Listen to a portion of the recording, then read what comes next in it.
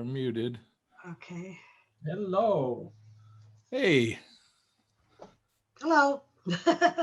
nice. So we all just got thrown into a room together, huh? I guess. Like in an elevator. And what do we do in this room?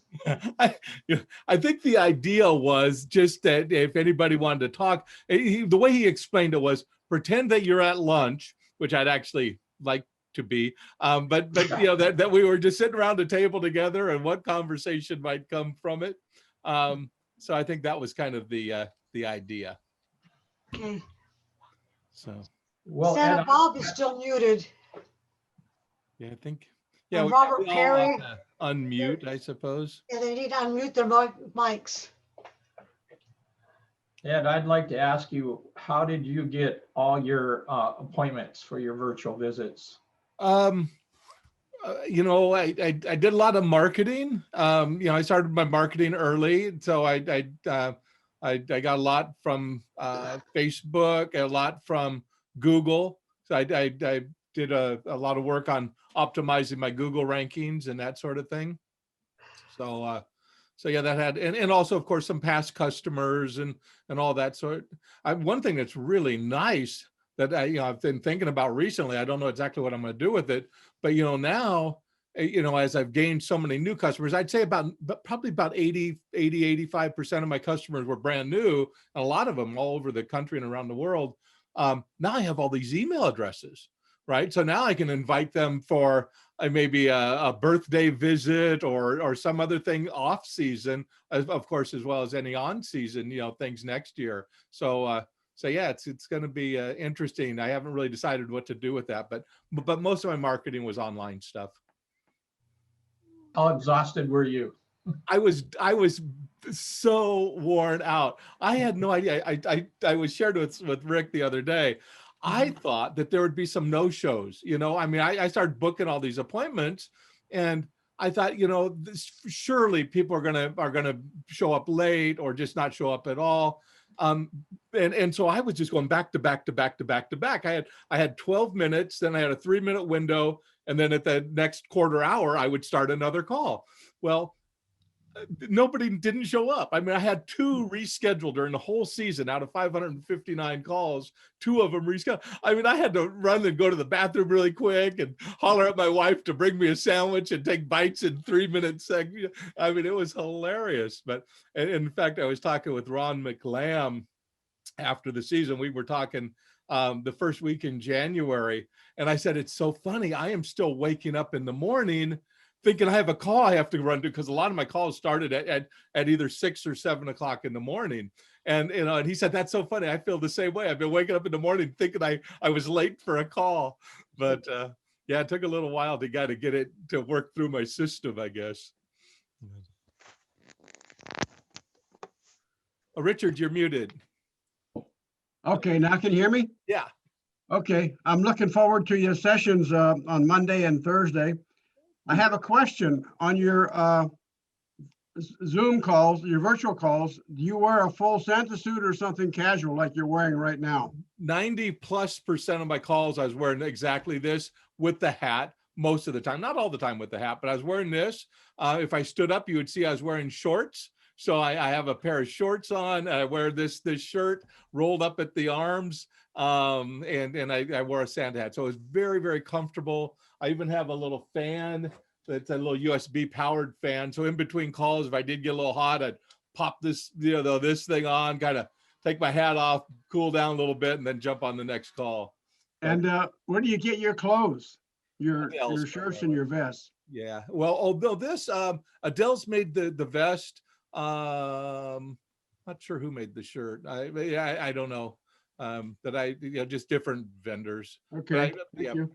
I bought another number of shirts off of Etsy, a website called Etsy, ETSY, and they had some people on there selling different things. And we actually found a gal in there and sent her a bunch of fabric, and she made some shirts. Okay, thank you. Yeah.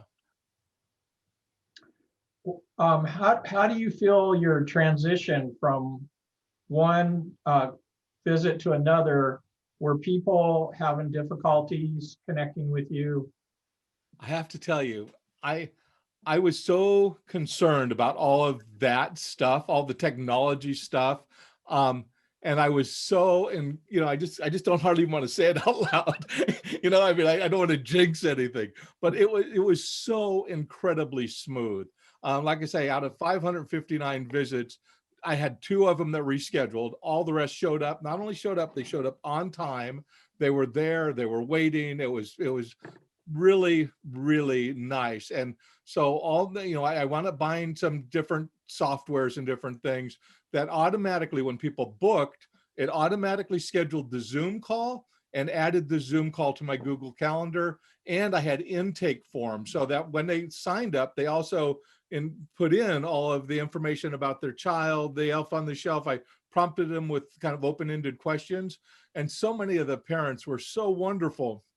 They added so much information about what the kids received for Christmas last year, the different things they've been doing. So when I was in between calls, had my 3 minutes, I'm reading everything I can about that next call, and of course I had the notes during the call as well. But all of that was done automatically. I mean, it was just all on my Google Calendar. So from one call, I just clicked that button, clicked open the Zoom meeting.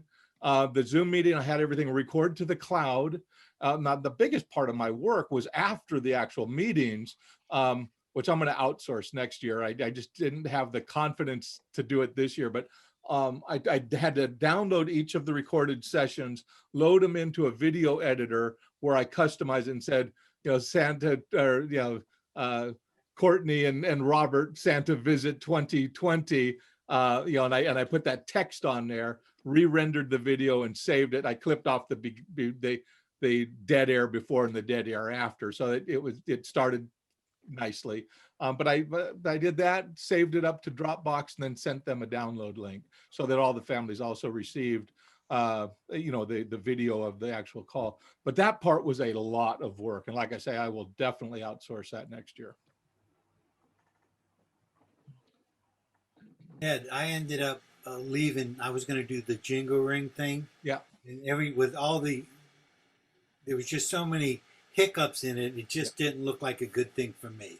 So I passed on everybody. And then that company, that Santa Experience, got in contact with me. I actually turned them down a couple of times. I just didn't want to be involved with, a startup company either. Yeah. Long story short, I ended up going with them, and they were wonderful. But once again, I find that I don't like being pressured but I don't have the talent you do of being able to schedule it. And I'm technically not efficient whatsoever. So it's easier for me to be a worker type guy. Yeah. I've always just been that guy. I know what my strengths are and I know what my weaknesses are. And that's what I'm telling everybody. We have a lot of people, in our little network. Of course, we have 3,400 Santas. So I'm talking to Santas every day, lots of them, and some of them read my numbers, and say, you made a lot of money last year. I want to do that or whatever. But I do think the starting question is, where do you fit in? I mean, does this feel comfortable for you to book all those meetings and to run your own calendar and to go through all that? Because I'm telling you, it is a lot of work. There were many, many days that I worked 16 hours a day and many longer hours than that. I've been in long days for a short window. And again, I'm not complaining a bit because I made far more money than I ever would have dreamed. I mean, I averaged over $1,000 a day for 2 months. Yes. I mean, so, I could not be happier with the money, but it was tremendously long hours for day after day after day after day. So, yeah. Well, Ed, can't you on that automatic scheduler put the hours you're available? I did, but I couldn't they say can only no. schedule certain hours. Yes, I mean, I could have created more holes for myself, and in hindsight, maybe I should have. But maybe I just greed, I guess. I don't know, but the window is short. I don't like to say no to people. I like to do these things. I like earning the money, but I mean, frankly, a lot of not as a percentage, it wasn't a huge amount. But I also did a number of volunteer events of all kinds for special needs, a couple for schools and all that. So I kind of put more pressure on myself, but I also just know that the window is short. I mean, you know, and I've always kind of been a guy, although maybe I'm slowing now that I'm down, that I'm getting a little older, but it was like, you know, hey, if there's work to do, I want to do it. So there's a part of me that's just kind of that nature. But again, and this is where I was going with Mike's thing, you know, if you know, there's the good news is that we have these companies like Jingle Ring. Yes, they had nothing but problems on their start. Fortunately, by the end of the season, they did over 14,000 calls. They had over 100 Santas, or some, I don't remember the numbers, but a big bunch of Santas taking simultaneous calls. So they were able to get their bugs worked out in time. You know, I mean, too late for a Santa to have a great season, but in time to test all their technology. And I think the Santa the Experience, and I just talked with John Laporto over at Talk to Santa the other day. They had a good season. So there are opportunities out there for us if you want to just plug yourself into something. But it's a lot like working at a mall, right? It's you're going to make that, you know, that 25 an hour or 45 an hour, or maybe if you're lucky, maybe higher than that, but in that range. And it's not the same as the home visit Santas that might be making 20,000 or 30,000 for the season. It might be making 8,000 or 9,000. So the virtual visits where you're self-booking, self-doing it all, and providing the complete service, that's more comparable, I suppose, to doing the home visits and company party type of Santa work. Yeah, you earned that 2 months worth of work. Yeah, it wasn't given to you. I know those long hours, and you had to do a whole lot of stuff and to be able to pull it off and still be mentally and fresh. You know, from you started hour number 1 and 12 hours later, you still got to have that freshness. Otherwise, it becomes blasé. Right. One of the things with Santa Experience, wonderful. The 5-minute deals worked for me, but they had 8 or 9 per hour. Yes. And that's if everybody started on time and everybody left. Well, you know, people don't show up. Then you got to cut it. Like Rick was saying, somebody's like a half minute to a minute and a half late. And then you got to be as fresh as you can, but you still got to get out because the other ones. And so I don't know if I really want to go back. I mean, the money's good. Don't get me wrong. I'm retired, Social Security based, my timing pension. But I never became Santa like all you guys for the most part that I know of. You know, we just kind of ended up into. If it wasn't for you, I'll say this wholeheartedly to everybody. You raised my rate up tremendously from what I learned from you and just your guidance. And I remember one time you said, "You're a really good Santa, but you don't charge enough." What? No, really, you're killing the rest of us. No, you didn't say that, but you were just saying you got to know your value. And it's ironic because when I do studio work as a key grip, people would work for $100 a day. Well, if you come to me as a studio grip and would say, "I'll work for you $100 a day," I don't want you on your rate. My going rate is $600 for 10 hours. Right. To do a studio job. It's not bragging. That's just the going rate for the guys. Right. And it doesn't make you necessarily even a better grip. I mean, maybe you are, but that's the way I feel about Santa. It's not like I'm the best Santa. I know for a fact I am not that. I mean, by a long shot, but I also know people will pay a higher rate, and I will deliver a job that they're happy with. They'll be contented. And I think that's a big part of why I had virtually no shows, is because people paid 100. If they would have been paying 5, I probably would have had a ton of no shows, right? They wouldn't have placed as much value on it. So when they do place a higher value on it, everything gets easier.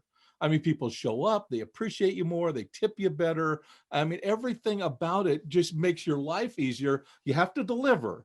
I mean, you do have to deliver, but all of us can deliver. I mean, maybe not 100%, but a big percentage of us can do a really great job if we put our mind to it. I'm certain of that. So the rates that Santa Experience and Jingle Ring charged, that reflects on the value, because you charge way more, but you were doing 15 minutes versus these others were doing 5 minutes. Yeah. Although the experience themselves were longer, but the Santa the Experience, I think they started around $75, weren't they, Mike? Yeah, they were like, so they weren't cheap. I mean, and then they had add-ons, so you could easily bump it up over 100. So, I think they help demonstrate that people are willing to pay. Again, the average purchase at an average mall across the country, from what I understand, people who buy photos is somewhere over $40, right? That's what I understood the numbers to be. Now, if that's true, why on earth would a virtual visit be worth any less than that? I can't begin to, especially if it comes with a recording, right? I mean, to me, that has to be the lowest possible bar, is what the average people would pay at a mall, because now they're getting a video, they're getting a longer experience, a much more personalized experience. It just has higher value. And then you add your own skill set or your own differentiating factors on top of that, and it just has to bump up. The way I see it, and again, a lot of people see it differently, no doubt, but that's my take on it. Ed, I invested in the gold membership. Yeah. And my intention is after, I'm looking forward next week, you start 10 weeks and then once a month. My intention is after all those classes, I will be ready and able to have my own business. Cool. And what it sounds to me, the only thing that took you the most time is, I think you're going to outsource next year the back end of redoing the videos. Yeah, that was my biggest, that was the thing that in hindsight, after I got past the season, and there was a lot of reasons for it. I mean, one, I was afraid to give up control that late in the game. I didn't have somebody picked out. I didn't know if they'd do a good job if I were to get somebody random. I didn't want to expose all of my personal information into all my accounts and fear that somebody screws something up and then all my Zoom account is knocked down or something. So I had all these I think very reasonable concerns. So in the next year, I will find ways to have all this stuff happen in a way that I feel secure and confident in, with a person that I have total confidence in. And you'll share that with us, right? Totally. I mean, my deal is, Mike or Courtney's been a part of our group, and others. I tell everybody everything that I know, everything I do, everything I know, everything. I mean, and a lot of people, tell me, I think I'm bragging or I'm just, this is my experience. I mean, do what you want with it, but this is just the way it worked for me. And like I say, sometimes people think like I'm trying to pat my own self on the back. It's like I have no interest in doing that. I mean, the deal is, I book these television parts, or I book these good deals. Here's how. I mean, somebody said, the people used to tell me I was bragging about booking Mattel toys. So I responded to a post on Gig Salad. Now I responded quicker than the other guys. And I responded in a way that had them cracking up when they heard my voicemail message. And I went and visited them in person. So I added some stuff on that maybe everybody wouldn't do, but there's nothing to brag about. Everybody that's a part of our group, I tell them exactly what I did. Go do the same thing. More power to you. There's so much business. Like I say, I had to shut down the week before Christmas. There's way more business than any one of us can do. Way more. Richard, I have to vouch for Ed's, his whole process here, because I followed it. I really followed it to the T, and it opened up so many doors and experiences. And the only thing I had to say is you have to implement what you're learning. You really got to do it. Yeah. You could watch videos and think you know it, but you actually have to implement it and try it. And Ed, just having your debriefings and listening to some of your mistakes. Like what I've learned in my own life is that, I try to take people's mistakes and make them my strengths. Right. And that's just the way we learn. And thanks, Ed, for putting it out there and giving us a good direction to follow. So I'm excited. Courtney, and thank you for everything you do. I mean, you're, like I told you, the very first time I met you, I remember at Michael's Learning Center, remembering you popped into that class there. And, and I know you were a little bit hesitant. You were kind of just getting your feet wet with all this stuff.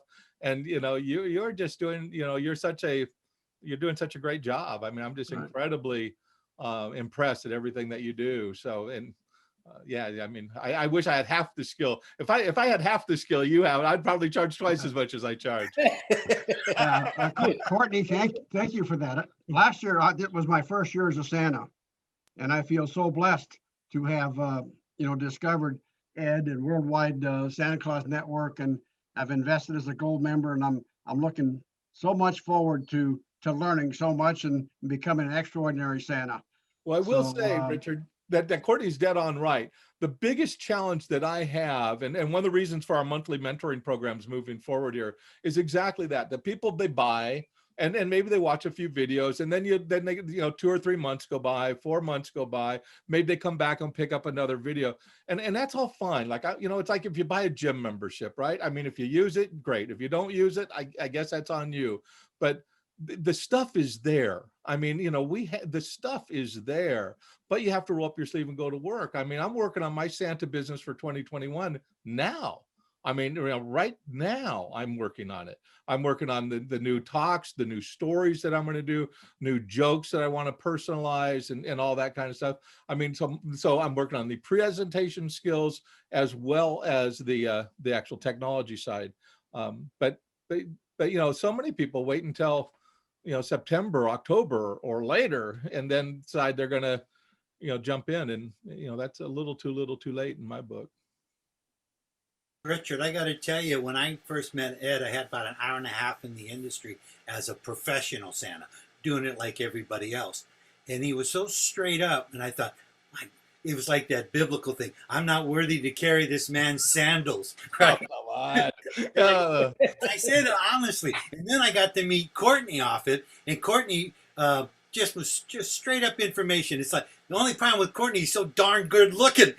I look at him, I want to go visit him as a Santa Claus. Now that's a handsome Santa Claus. But long story short, both these guys didn't know me from Adam, but was straight out, and they're telling me all their secrets, all their things. It wasn't secrets. They had this gigantic pie, and all they wanted to do was share it. Truly, they had Santa Claus's hearts. And as long as you got that and you learn from the best of the best, I had to call Courtney on a couple of occasions and said, hey, I'm stuck at this juncture. What should I do? And he said, Mike, go with your heart. What do you think? And he walked me through it, and it was wonderful. So this group, the people you're going to meet, 99% are great. There's going to be some arrow slingers. I see him sling them at Ed all the time, and I just want to quit being Santa. It's like, really? But I know exactly what he's going through. It's just, you see it in Hollywood a lot. And it's not like I'm this great grip. I'm an adequate grip, but I was adequate at my craft, But long story short, I see a guy like Ed, and I don't know if it's jealousy. I think it's stupidity when a person's giving you all this knowledge and you look at him with the stink eye, like, what's he angling at? The guy, it's a Christmas present. It's Santa Claus, man. Take the darn present. So that's all I got to say. Yeah, I totally agree with you. I'm so grateful and appreciative. Well, what else? Anybody, Robert, you haven't said much here. How was your Santa season? You're muted, by the way. Pardon? Robert Perry. Yep. Okay, I'm unmuted. So basically, I've been doing it for 2 years, and my mentor, Santa Joe, he's taught me everything I know, and I think you probably taught him. So it's being passed down. In San Diego? Yeah, I live in Ramona. Oh, in Ramona. That's why you have the crossbow on your wall, huh? You got it. Okay. All right. That neighborhood. I like that. Yeah. My man cave. So that's awesome. So I like the home visits the best. I love telling the stories. I love seeing the kids' reactions. When you walk in and they run in and hug you, you can't do that on a virtual. Yeah. No, that's true. I mean, I've done a lot of in-person visits, and they're definitely different. I'm not, and it's kind of ruffled probably some feathers with some people. I'm not at all prepared to say that virtual are less good. I know a lot of people feel that they are. I'm not one of them. They're different for sure. But I love the virtual visits, and the families love them, and they are, and the kids love them, to have that much more time, and to have the lack of intimidation that sometimes occur, the lack of other distractions. Sometimes they're just there talking to Santa. My experience with it has been, just like I say, incredibly positive. but then the other side, just, you know, in 100% honesty and transparency here, you know, I've been traveling. I live in Southern Oregon. I'm in outside of Medford, Oregon right now. And I would spend anywhere from 3 to 8 or 9 months a year in Los Angeles away from my family, pursuing my Santa stuff. And last year, at the end of last year, long before the COVID came, or months before the COVID came around, I was very tempted to stay home because now I have grandkids. I used to not, and all of that. So I was thinking last year might be my last year going down there much anyway. And so this came along and just like opened all these additional doors. Right. And I'm in a pretty rural area. It would be hard, you know. I mean, I could do Santa visits. I used to do volunteer work here for 7 years, but in any event, the virtual visits have been a really, really good fit for me this particular year anyway. I did Seaport Village this year and sat behind plexiglass, did a lot of high fives through the plexiglass. Weren't allowed to touch us. Seaport Village is cool. I used to live in Scripps Ranch before we moved up here. Well, that's where we lived. Yeah, so, right there in San Diego. Yeah. What else? Any other things we want to talk about before we wrap this up? I'm good. Yeah, right. I think we're supposed to be pretending we're eating lunch. Once lunch is over, we all, I guess, drive away. I don't know what we do. You said we could change rooms, but I don't know how you do that. Well, maybe if we just say leave room. I don't know where we go if we leave room. You want to try? Where's the that? parking lot. Oh, yeah. Oh, there's a little down on the bottom. On mine, it's down Yeah, on the bottom right. Yeah, bottom right. I'm going to say leave room, and we'll reshuffle the deck, see where we land. Okay. Okay. Thank you very much, Ed. Oh, good to see you guys. Leaving room now. But one of them may be better for someone going into that profession. So with that disclaimer, now we'll talk about Northern Lights.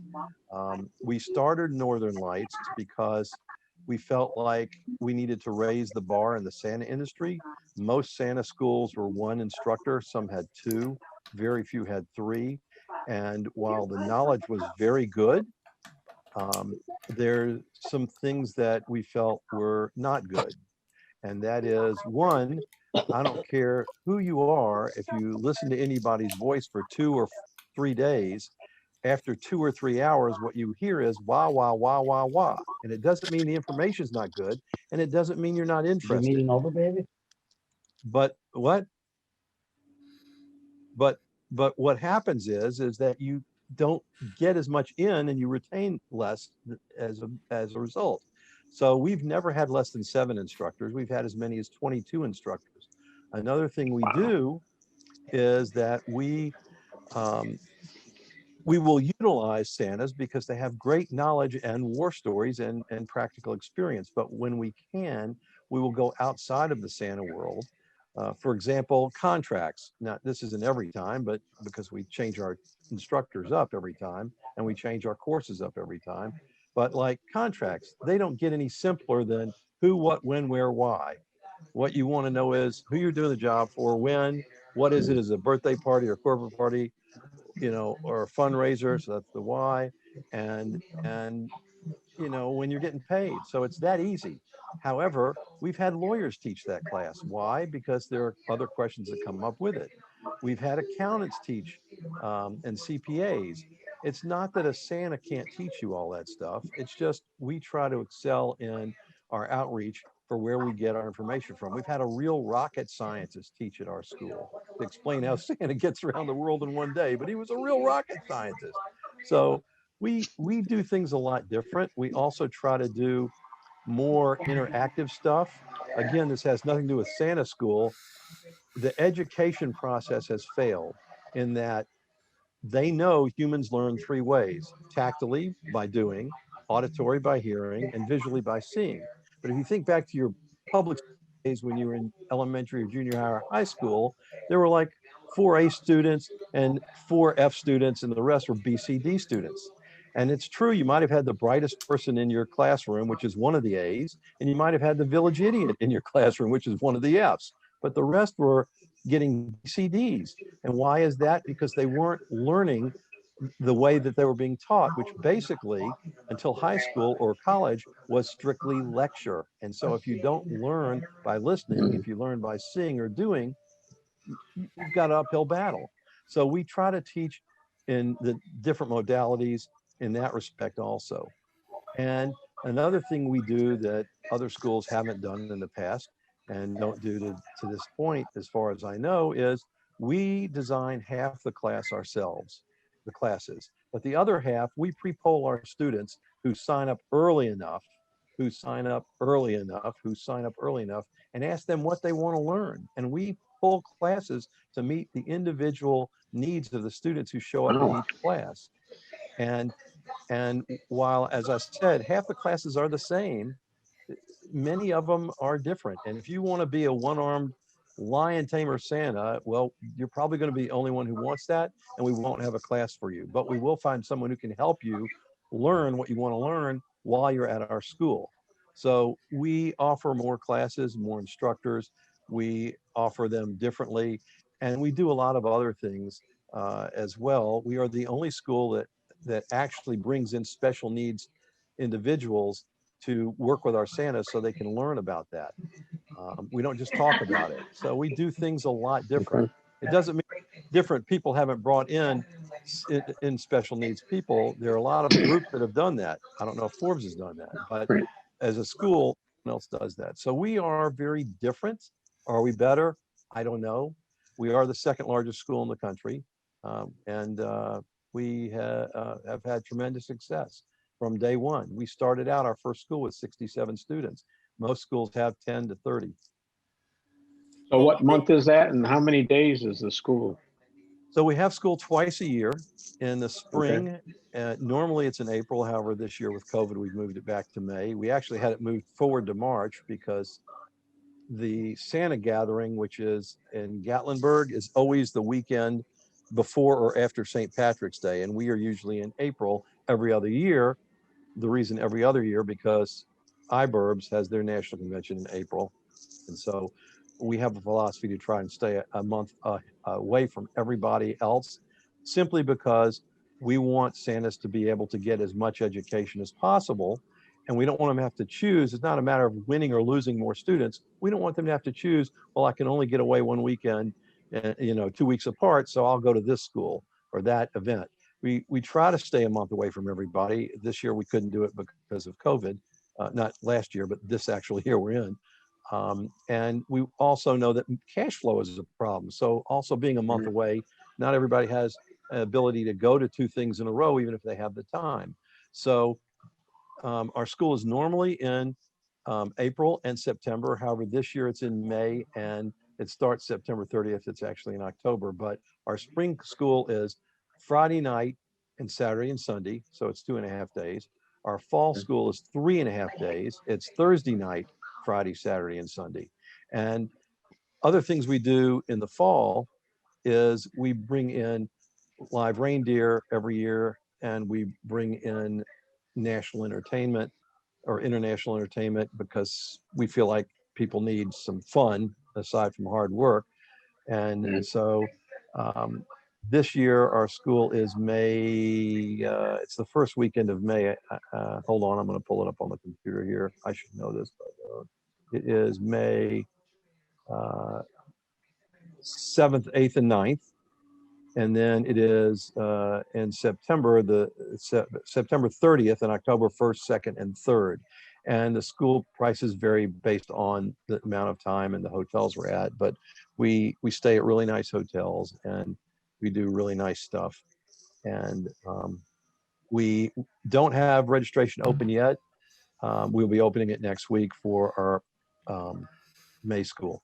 Hey, Santa Glenn, how'd you do this year? What did you do for your Christmas season this year? You're muted, my friend. That always helps, doesn't it? Yeah, a little bit. Yeah. I can almost hear you. Well, it's a long way from Phoenix to there, No, I did some of my own virtual. I did all the training and did everything for Jingle Ring, but they never did schedule me. I sat there waiting and they never scheduled me. I had some of my families that I do every year. I did several photographers and they did really well this year because with the malls closed, a lot of people went ahead to the private photographers. And then I ended up 5 times on the local TV stations. They Did found anybody out else I here had, work for Jingle Ring? Anybody else get a job with Jingle Ring? How did it work out, Sal? I hear they had a little bit of problems this year. Yeah, they did. And I'm a first timer. So I stuck with them through the whole thing because I wanted to learn the whole process. And I find out that there's other Santa companies that are doing this. So I'm going to check that out. But it took me, I only got like 30 visits, I believe. But I told them I could work over 200 hours because I'm not currently working right now. But it was very slow. They were like dragging their feet. They shouldn't have put it together this year because I think the idea originated in March, and then they were supposed to go online and compete with everybody, who's been doing it for a few years, in November, December. So and then it kept on getting pushed back and delayed, and it took me a while.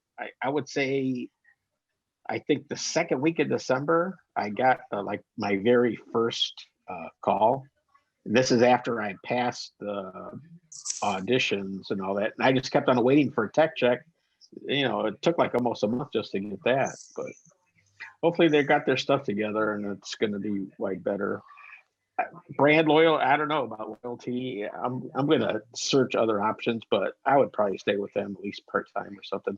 But I did want to ask other Santas, with all the more years than I have, the schools, do you go to different schools? Do you go to the same school every year?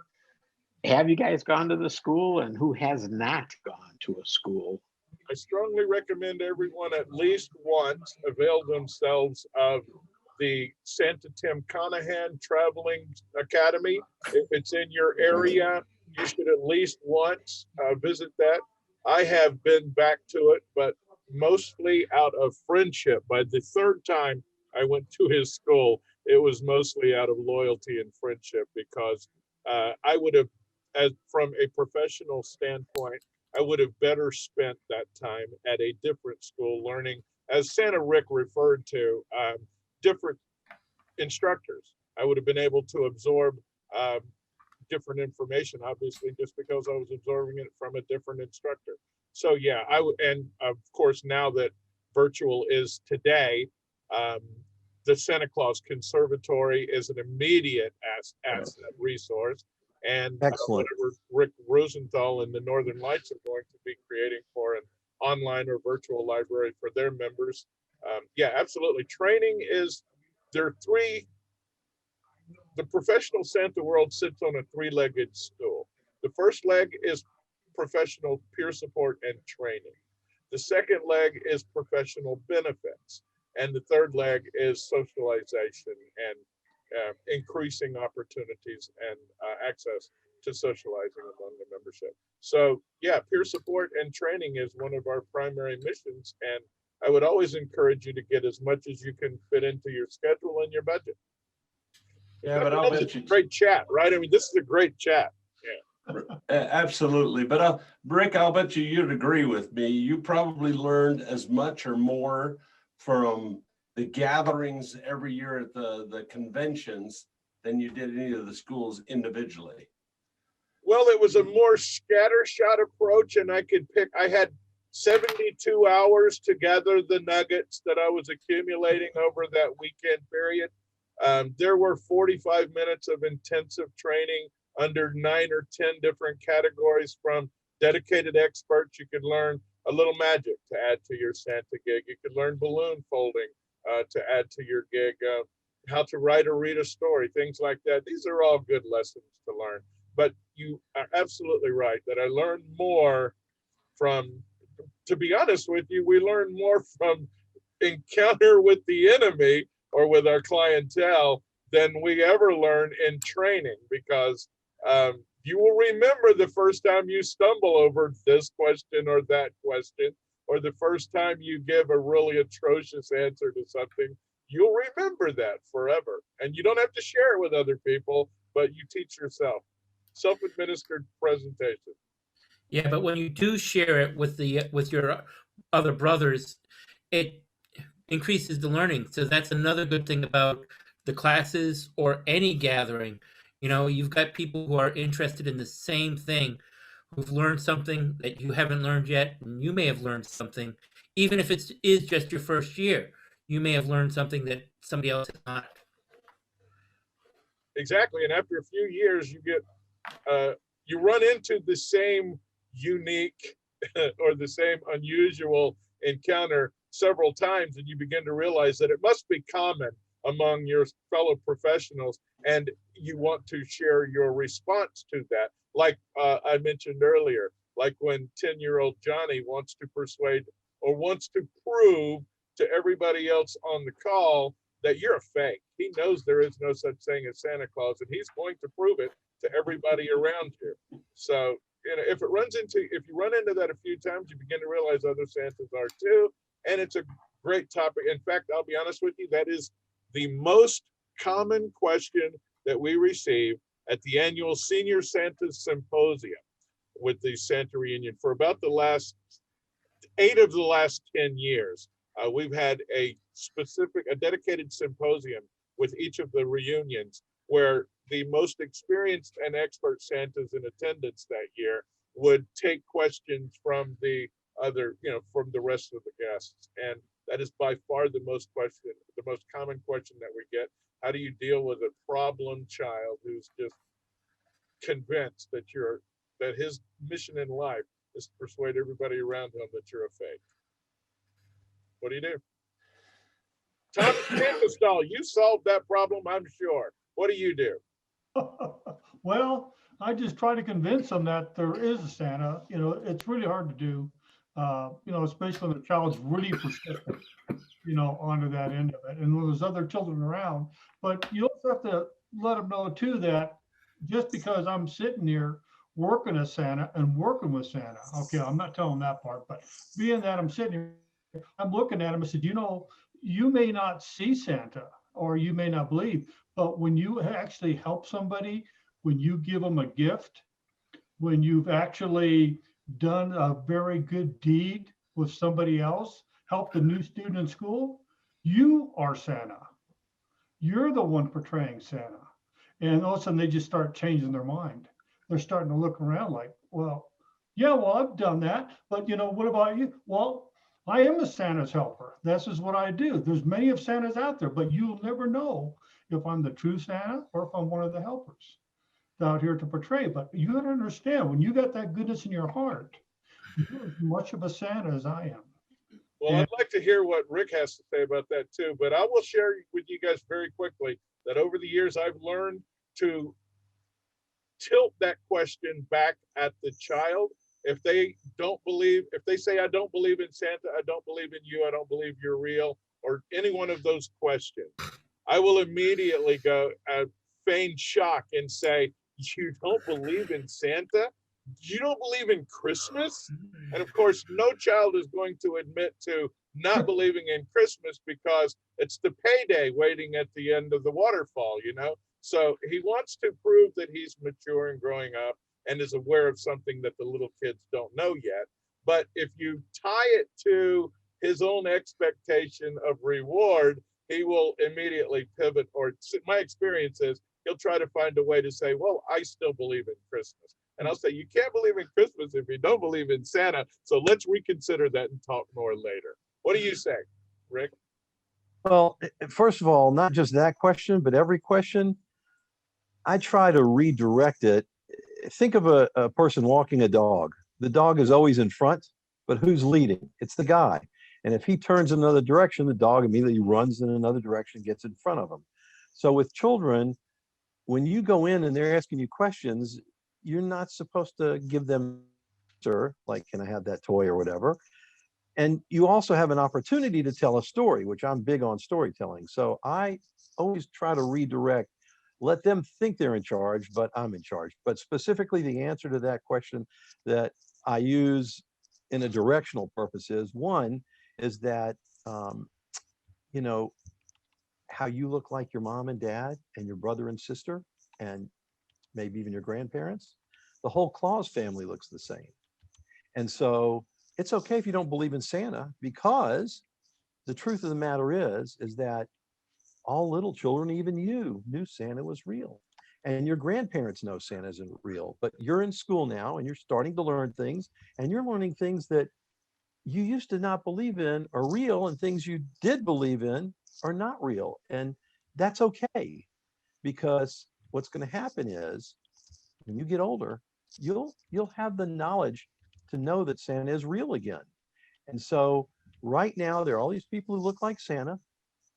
I'm one of them. And you know what? I say he's real. You can say he's not, and that's okay. And Santa understands that, because it's really about what's in your heart. And even if you don't believe, if you're a good person, Santa's going to take care of you. And they've got nothing to argue with, because you're not disagreeing with them. You're just giving them another perspective. And you're not saying don't believe, don't receive. I hate when I hear that. Oh my God, it makes me crazy. It's like, there's the proof Santa's not real. And I let them know, you're going to get presents from mom and dad. They don't all come from Santa. And you're going to get presents from grandma and grandpa, but one of those presents will be from Santa. And it may not even be on Christmas Eve. It may be when you least expect it, because that's what Santa does. He's watching you all year.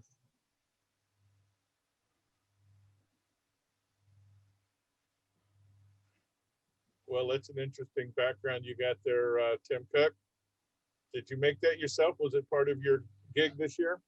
This, no, I think this came from Santa Taylor's website. I'd have to ask my wife. She's the brains of this outfit. I'm just a pretty face. Actually, Hold on. I am familiar with your background. I've seen it, and it's variant with the Christmas tree. I was talking to Timothy Cook. He's got a sort of cartoon background, a GIF or something in the background. I thought I saw motion, but I guess I didn't. No, no motion on that. Just me. That's actually part from a magic trick that I'm trying to build, and I just needed a Santa-fied backdrop, so I just plopped that picture in behind me. Please share. Well, I couldn't. Give me enough I can steal the idea.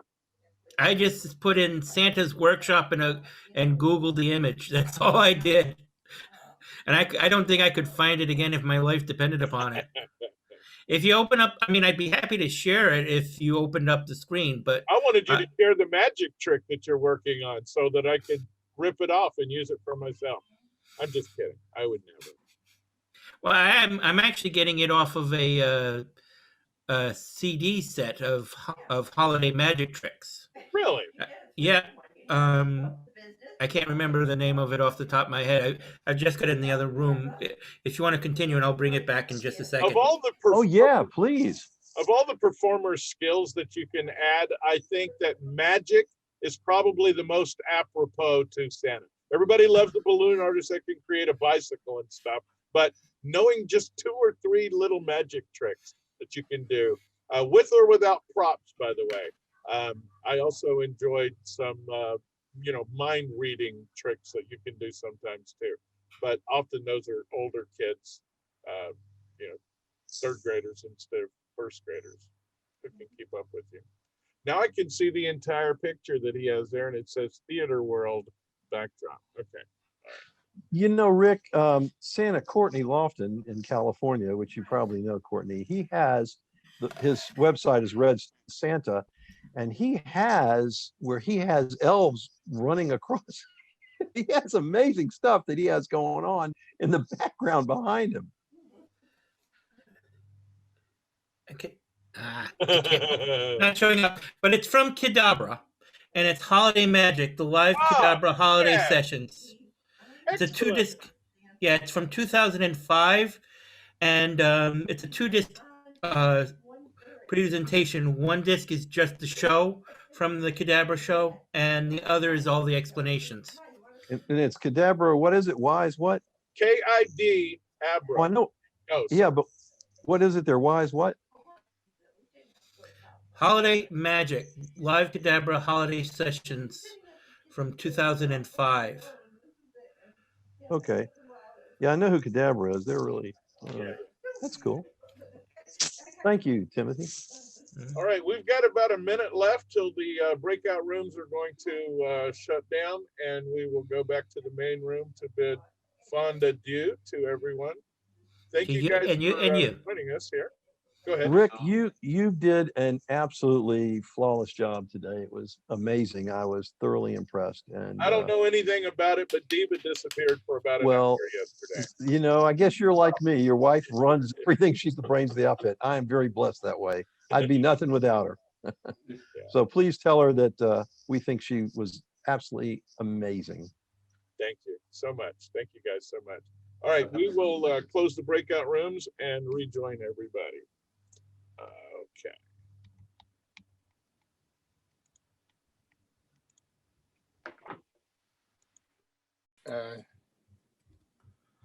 They put me in a sleigh 10 feet up in the air. Oh, there we go. And then the kids were 8 feet in front of me, and they angled the camera so that it looked like the kids were in the sleigh with me. Oh, that's cool. So it was completely 10 feet up and 5 feet down, but it looked all like I was in a sleigh, and it was a contactless Santa. Right. That's great. Until Governor Newsom closed the whole thing down. Right. But I lasted a good, good buddy. 3 weeks. Our buddy. Well, okay, so instead of making that political, we'll just say COVID-19 shut that down. There you go. Yes, And yes, Jack yes. Davidson, you're gonna have to take yourself off mute, sweetheart, because we can't hear But you. the way they worked it, it looked like I was in the sleigh with the kids. And that's way cool. What an awesome that is. experience, I'm sure. Okay, is that better? Yes, thank Yes. you. Okay. I had an experience. I had an experience at my house here. My grandkids, everything shut down for me this year because I was doing downtown mall, Riverside. And my kids wanted some Christmas pictures. Plus we had a brand new baby in the family, a great grandkid. And they all wanted pictures with me. So consequently, they said, Dad, put up the stuff, do whatever you're gonna do. So I turned my garage into a photo studio. I had 3 settings, bought some curtains, and then I bought some drop cloths over at Harbor Freight, and figured out the lighting and all that stuff in the garage and everything. So anyway, on a Saturday, right after Christmas, or right after Thanksgiving, excuse me, my grandkids all showed up at my house, and we took pictures and everything inside the garage and everything. And we had an air purifier, plus we sprayed, plus they all took temperatures and everything, so we didn't have to have the masks, so I could hold kids. And so anyway, I turned around and got that all done and everything. I walk outside, my daughter is talking on her cell phone. And I said, what are you talking about? And she says, I'm talking to Facebook. And I said, what are you doing? And she said, well, I'm telling people what we just did. So I said, well, come on, let's go back in the garage and show the people what we did. So it was really kind of festive. Well, anyway, I got hit by over 100 people on Facebooks. I ended up doing about 250 families at my house. An hour separation between each one. I sprayed my garage down, sprayed my suit down, sprayed me down in between settings. Plus we took temperatures before they came in, and these people had to be clean. They had to show us they were clean and everything. I had people hurting so bad. The children and the parents were hurting so bad this year that they came from miles around. I had people come from Orange County. I had people come from Desert Hot Springs. I had people come from Rancho Cucamonga, and I live in Moreno Valley. I had a big group of people come from Corona.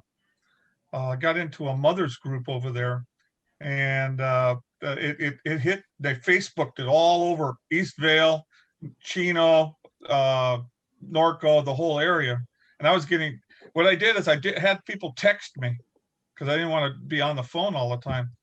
And well, anyway, I had 3 families. They tipped me $100, and I did these pictures for free. It was self photos. I had one guy take over 1,100 pictures. 1,100 pictures. I don't know. You know what a boost is or a shot is or whatever it is on your camera, where you take 12, 15 shots per click on your camera. Burst. It goes, oh, it's called a burst. First, yeah. And it was just amazing me. Half the people, I would say more than half the people, when they walked away, I had tears in my eyes because they were hurt. Families were really, really hurting. And they were all begging me to do this again next year. So I'm really debating whether or not I even want to go downtown Riverside anymore. But I don't know yet. And the money was not there. I got to be very honest. Normally I get about $10,000, and I only got about 2,500 this year. But people were tipping me $20, $40, $60. And so I was really, it was really a heartwarming experience for me. And I don't know what my future for Santa is going to really be, because I don't know if I'm going to do it here at the house or do the malls anymore. All my parties canceled, everything canceled, all my daycare centers canceled, everything canceled on me. And so it was kind of moving for me. So anyway, that was my experience for the holiday. Santa Grizz, you're in Lemon Grove, which is Southern California, between Hemet and San Diego somewhere, if I'm not mistaken. Well, Maybe it's just down east by of down. Chula Vista. I don't know. Where are you? Yeah, it's just east of downtown San Diego. Okay. It's right at the beginning of what they call East County. Okay. Yeah, I'm like in between La Mesa, El Cajon, and Chula Vista. Well, if that's your sleigh behind you, it looks like Santa Rick and I and Santa Tom Giddings and his chick will have to make a trip down that direction one of these days when it's safe and we all hook up. So, because we have our own sleighs like that, similar to that anyway. And so how was your season? How'd you do? Well, this was my first season. Okay. I just joined Forbes San Diego chapter in March at their last meeting. And I ended up signing up with Cherry Hill Productions. And they sent me first up into a mall in Hayward in East Bay area. Yes. Wow. And kind of junk. I hope I never end up in that area again.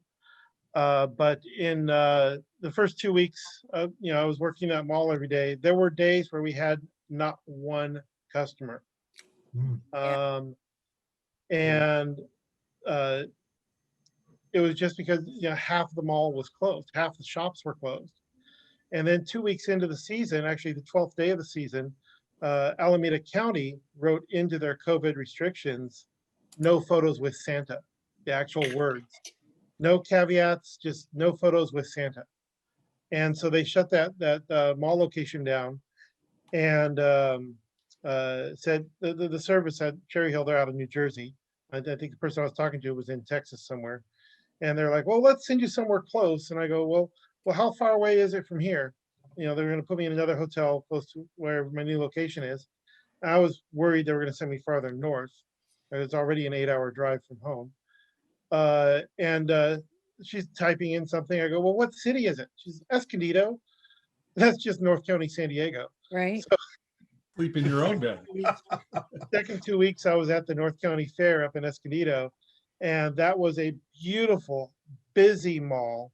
The crew there knew exactly what they were doing. I was apparently the third replacement Santa. They had one Santa quit because he couldn't deal with the distancing and the mask.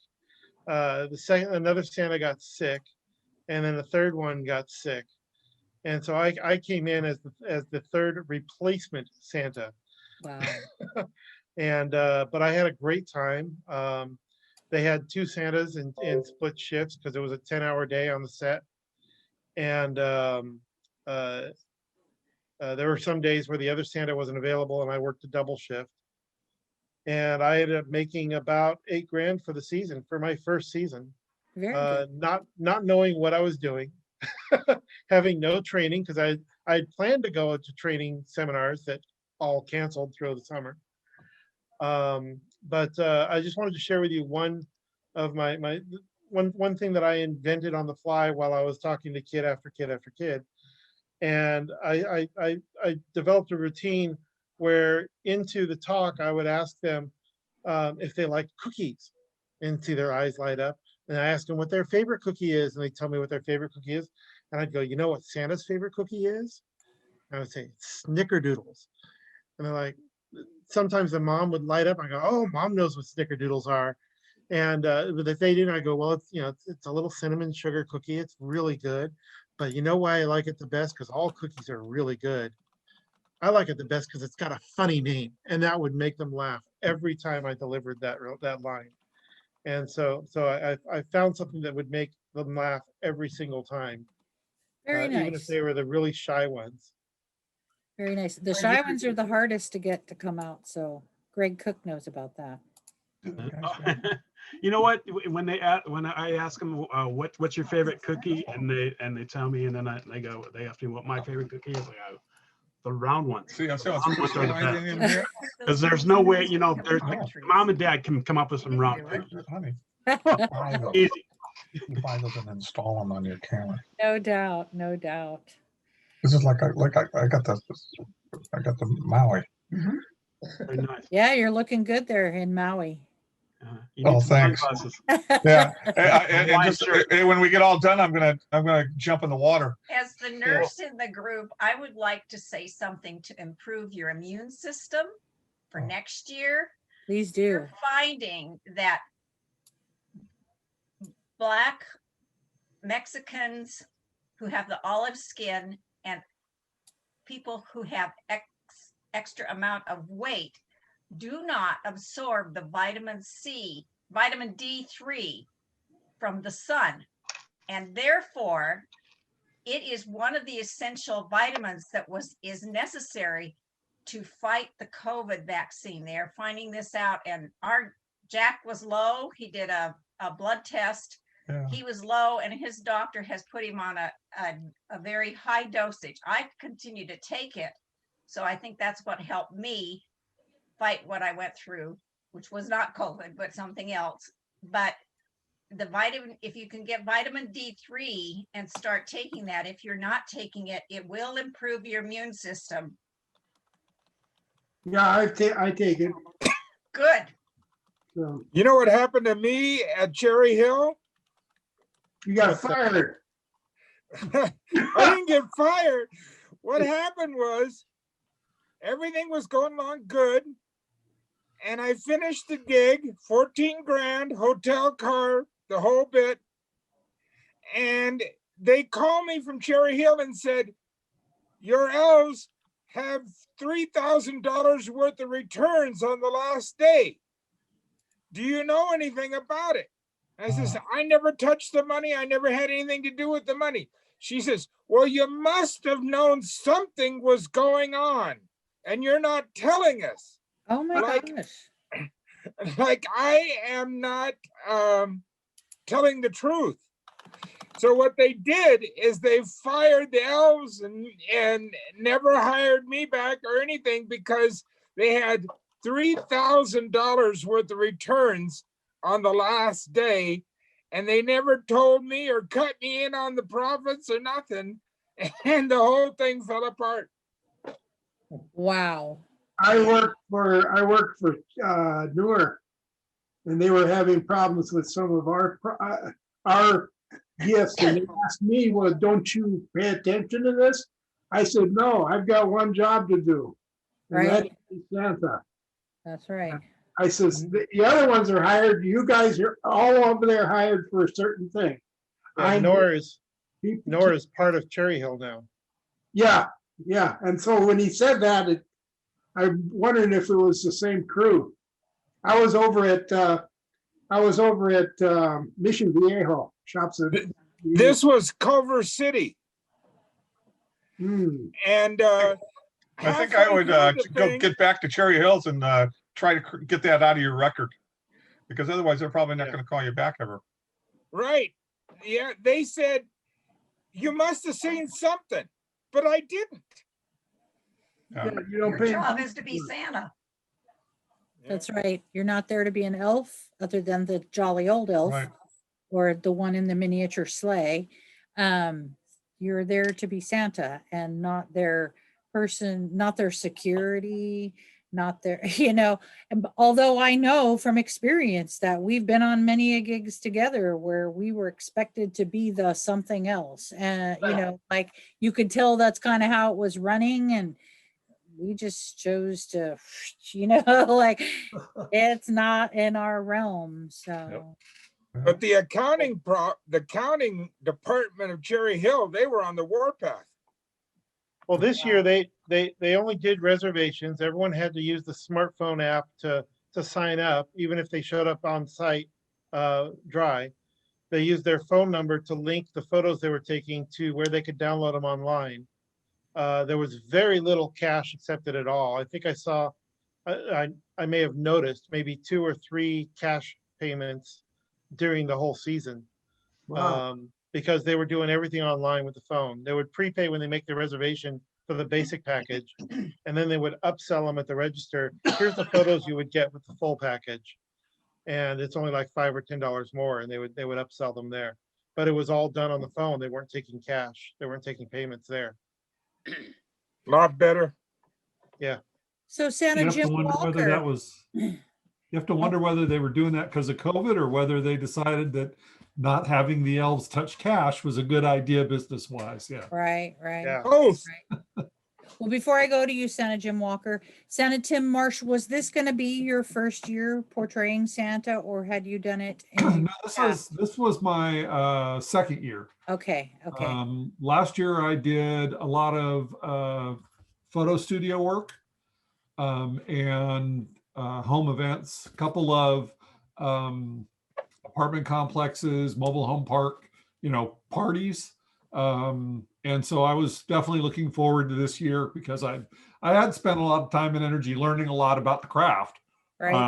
And I was looking forward to it. And yeah, they shut down. We actually had gone out to dinner for my birthday in March. And while we were at dinner, my daughter is looking at her phone and turns it around to my wife and I, and it's listing all the shutdowns in Orange County, you know, and it was like, oh, okay, well, I guess we're not going to be doing anything for a while. And yeah, we've pretty much been camping out at home since then. So yeah, fortunately, I'd retired about a year prior, and that made life a lot easier. That's good. That's good. Santa Jim Walker, I was wondering, I got posts on Facebook from friends that said, hey, do you know this Santa? Because they were seeing the posters for Santa the Experience, and well, that was your lovely face on there. So what did it feel like to you to see your name in lights like that? I know that you've done a lot with actors and actresses and very money-wise families over the years, being that you are originally or in the Newport Beach area originally, I believe. So how did it feel to have your face shown there on that lovely poster? Well, it was a shock at first, and I got a call in November. I'm not getting their pictures. I got a call early on in November from Santa the Experience to come down and shoot their commercial. And I really didn't know what to expect and went down. And that video we saw today with Santa the Experience, all those actors were there. I was with that group on that day filming, and it was incredible. And then they ended up using all those photos for the billboards and commercials and their whole media. And when I was there, the owner of the company came over and says, you're it, you're the face of our company. Boom, you're gonna do all the stuff. And I said, sure, why not, you know? And so I ended up being their media Santa and did all their VIP calls. And I mean, it was like, you know, I was on with people like Ryan Seacrest, and I mean, on and on and on. The list just went. I think I had a total of 15 days, solid days, where I was just doing media work. And I just started at like 7 in the morning and just went, you know, into like 3 in the afternoon of just doing media stuff. Tiring days, I'm sure. Tiring days. Long days. My day started right up at 3 or 4 every morning. Started Santa work at 6. I worked till about 3. Then I'd have my lunch, and then I would go do private parties in the evening. And when I started this season, I wasn't going to go down to Orange County, because normally I work at Downtown Disney, and I got a call in that we were go at Downtown Disney. So I headed down to Orange County, and then I started booking some of my normal bookings And then at the last minute, the plug was pulled at Disney and downtown Disney, and I transferred all my hours over to Santa the Experience to do the Zoom calls. Great. And I learned a really good lesson. If you tell a company like that you're available for 8 hours, don't. Make sure because they would book me for the full 8 hours. So I did 60, about 62 or 3 Zoom calls in an 8-hour stretch, and it was grueling. And I learned my lesson. Make sure that you give yourself a hard break in there somewhere. I don't think I could do it again. The days were grueling, but I didn't think I could top last year, and I didn't think anything was going to happen this year. And I ended up doing 30 grand like that. It was just, and I was shocked. I shocked myself. Very nice. So it was a very busy season. I learned a lot. And Very the only advice I would give people for, so you don't have to do the cash with people, is do get a Venmo account. This is the first year I used Venmo, and it worked out fantastic. And I think the clients really enjoyed it. And they just, you just show them your little thing on the phone, they go, joop, and then the money's in your account. And so that was a really good, good experience. So great year. Very Great year. good. Very good. Thank you for the recommendations for Santa the Experience. Yay. I know my husband did it and he enjoyed it immensely. We're going to be leaving the room here at 2:00. So I want to get in the last couple of people here.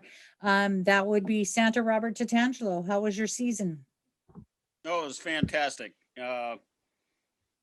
Quite controversial. I did a lot of home visits. Most of my charity gigs canceled except for 2 of them.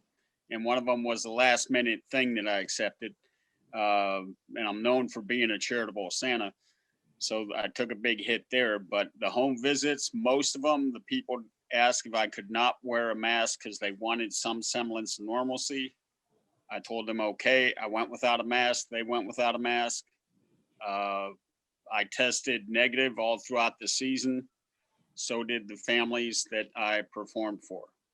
So we were lucky, blessed, however you want to put it. I do want to add something. A lot of you were talking about Facebook.